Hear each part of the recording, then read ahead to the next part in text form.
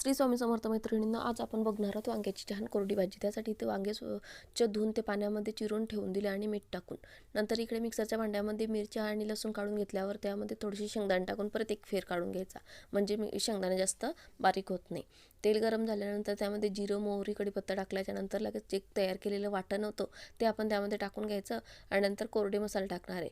त्यामध्ये हळद, गरम मसाला आणि थोडीशी धनिया पावडर टाकून घेणार आहोत। नंतर हे छान मिक्स केल्यानंतर त्यामध्ये आपण चिरलेली वांगी जी होती ती त्यामध्ये टाकून घ्यायची आणि ते टाकल्याच्या नंतर लगेच त्यावर मीठ टाकून घेणार आहोत आणि हे सगळं एकत्र करून घ्यायचं। हे एकत्र झाल्याच्या नंतर जे आपलं मिक्सरचं भांडं होतं त्यामध्ये थोडंसं घोटभर पाणी टाकून ते पाणी आपण त्यामध्ये सोडून घेणार आहोत आणि परत एकदा मिक्स करून घेणार आहोत आणि हे 5 ते 7 मिनिटासाठी कुकरचे झाकण लावून घेणार आहोत।